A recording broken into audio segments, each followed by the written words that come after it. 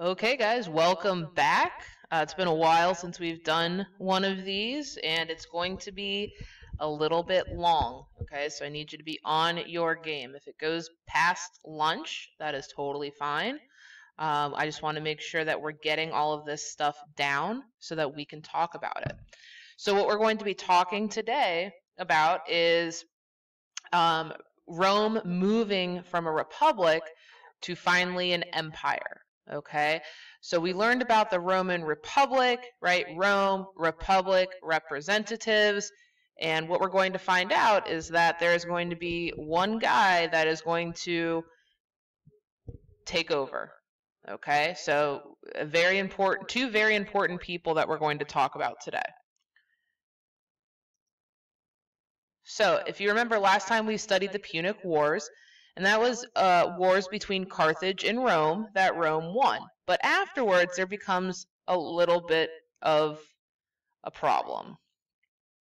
And that problem is there's a gap between the rich and the poor. So the rich are getting richer, and the poor are getting poorer. And there's a few reasons for this. So when the soldiers come home from war, all of a sudden they don't have a job because they're not in war anymore.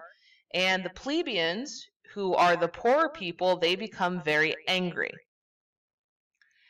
Because of this, unemployment increased, basically because there were not enough jobs for the plebeians. And the reason why was that there were too many slaves. So think about it. If you had to hire somebody to do a job for you, are you going to hire the person that it doesn't cost you any money, a slave, or are you going to hire somebody that you have to pay? You're going to hire the slave, okay? And that happened to a lot of farmers, and farmers become unemployed. Now, if you're a farmer and you live in the middle of nowhere, and the only thing you know how to do is farm, what job are you going to be able to do out in the country?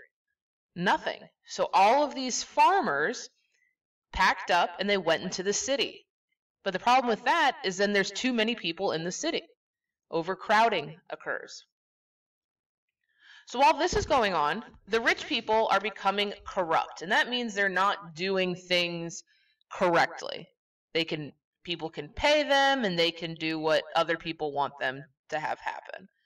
They have too much money, and they have too much power. So what starts to happen is we have a civil war between the rich and the poor. Okay, and a civil war is just a war fought between the same people. Okay, we've studied a civil war in this class. If you remember the Peloponnesian War from Greece, where Athens and Sparta fought against each other, that is a civil war. So the rich win. And that awesome representative republic begins to weaken.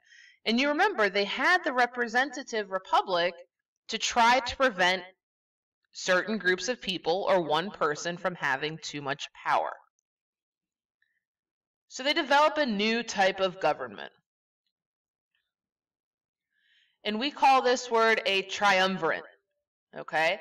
Now think about it. Tri means what? 3. And you can see we've got Julius Caesar, Crassus, and Pompey.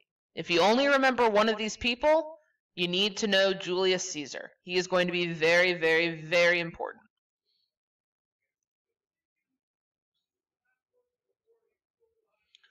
So a triumvirate is a type of government that is ruled by 3 people. So these 3 guys kind of become partners with each other. But what happens when you have 3 people that all want a ton of power? What's going to happen? They're going to fight.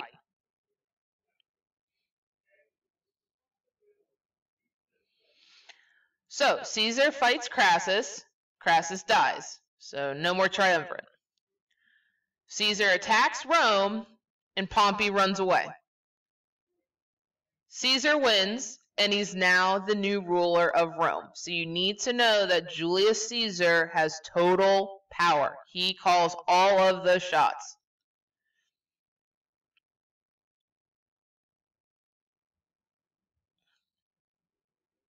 Caesar won many victories, and the Roman Empire expanded. It got larger. Other patricians didn't like Caesar because they thought he had too much power. So if the patricians are the wealthy people, those are also the people that have political power. The plebeians, or the poorer people, liked Caesar. He created jobs, and he got a lot of support from the poorer people. But the people with the power did not like Caesar. And because they didn't like him, he was assassinated by a group of senators in the Senate in 44 BC on March 15th, 44. We call this day the Ides of March. And you can see he is getting stabbed by this group of senators. And it's important that they did this in the Senate because it's sending a message to other people. Don't become like Caesar, or this is what will happen to you. And he gets stabbed like 23 times. So Julius Caesar's nephew becomes the new ruler, and we call him Octavian or Octavian Augustus. Okay? These are the two people that you need to know. You need to know Octavian, and you need to know Julius Caesar. So let's figure out what happens to Octavian. Officially, the representative republic ends, and we have a new type of government that's going to happen after we talk about this. So Octavian is Julius Caesar's nephew. Mark Antony here is Julius Caesar's favorite general. So Octavian has all of the money, and Mark Antony has all of the power. So they're going to fight each other, and Octavian's going to win. And he becomes the first emperor of Rome. So before we have consuls and senators and people like that sharing power. Now one guy has all of the power. And you can see he rules for a long time. He rules from 27 BC to 14 AD. So finally we are going to be positive in our numbers on our year timeline. So if you're an emperor, we call your kingdom an empire. So it's no longer the Roman Republic. Now, from here moving forward, it's going to be the Roman Empire. Okay, so please write down that Octavian Augustus is the emperor of Rome, first emperor of Rome. Now, he does a lot of really great things, and he starts the Pax Romana. So they're not fighting with anything. So judging by this picture, what do you think happens during the Pax Romana? It basically means peace in Rome, okay? And peace and prosperity. Things were peaceful. A lot of good things happened. So I want you to write down what time this reminds you of that we studied in ancient Greece, and do a little math here for me. How many years was the Pax Romana? And this is just to show you what the empire now looks like. Okay, it is huge. It's bigger than the United States at this point. Okay, and not only is it peaceful during the Pax Romana, but now we've got all of this land, Gaul, Germany, and England. Okay, so this kind of tells you where we are. So in 700 years, right, we've gone from the founding of Rome to then coming up with the Republic for almost 400 years, and then finally the Pax Romana begins.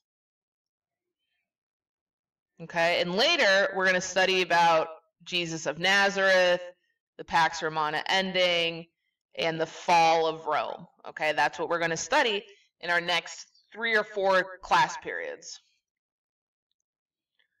All right? This is your last thing that you're writing down. We'll come together after lunch and kind of talk about what all of these things mean.